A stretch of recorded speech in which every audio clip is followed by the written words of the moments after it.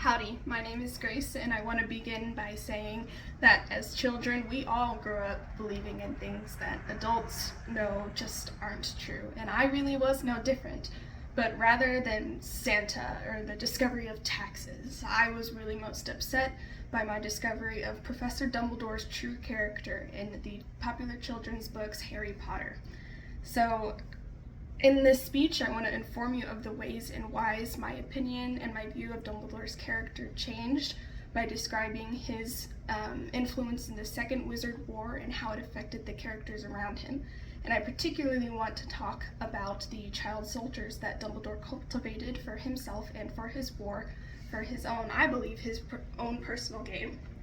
And I think the best example of these child soldiers is Dumbledore's army that was formed not by Dumbledore himself, but by the children of the Harry Potter books in their 5th year of school. So they are all 15. This is them deciding to band together and teach themselves the skills and the things they will need to fight in the next war that they all know is coming, because at this point Voldemort has come back to life. Harry particularly feels that it is his job and his responsibility to train these children, because Dumbledore in this book has been ignoring him, and Dumbledore, as we all know, knows everything that goes on in Hogwarts, and obviously knew that this army was being built in its walls, and he could have done something to help. He could have said, I was in the First Wizarding War with Voldemort, here are things that we did, this is tips and tricks. If you really want to learn how to fight, this is how I can help you. And he didn't.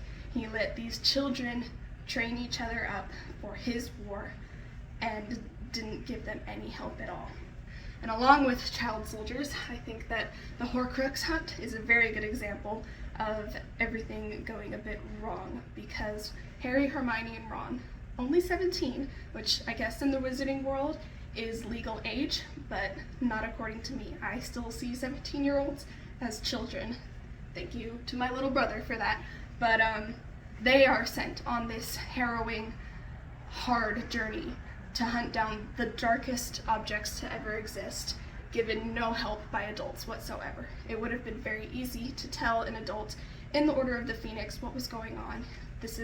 We need help, we need you to come with us, we don't even know how to destroy them, because although Dumbledore knew how to destroy them, he didn't tell Harry. He just gave Harry this job and said, you need to do it, can't tell anyone else, have fun, and then he died. So I don't think that was very smart on Dumbledore's part. I think that the Horcrux hunt could have gone a lot smoother and quicker if there had been adults to help. Which also brings me to my next point, Dumbledore's manipulation. Now, Dumbledore didn't just manipulate children into doing his dirty work, he also manipulated adults, which can also factor into the Horcrux hunt, because Snape was manipulated into giving the children the ability to actually destroy Horcruxes. But did Snape actually know what was going on at any point in time? Not really. He was probably one of the most informed people in the whole series when it comes to Dumbledore's plans and his goals for the end. But even Professor Snape didn't really know what he was doing things for, why he was doing them, what Dumbledore's end goal was when it came to the Horcruxes and the Gryffindor sword. So I think that also factors into Harry himself being a Horcrux. I think that Dumbledore should have told Harry, and his manipulation of Harry and his feelings into going to die for everybody else was handled very poorly, and I think he should have just been straight up with a lot of things pertaining to Harry and his prophecy and Horcruxes and everything.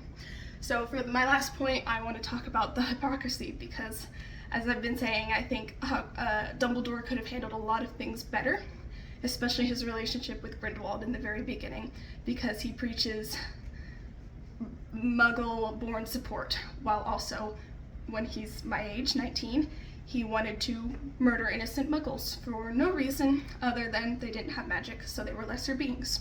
So I think that the moral of this discovery is that good and evil, black and white, it doesn't exist. you can't trust good guys to always be good guys. There's going to be bad in them, and they need to be held accountable for that bad and not lauded about and seen as heroes for all time.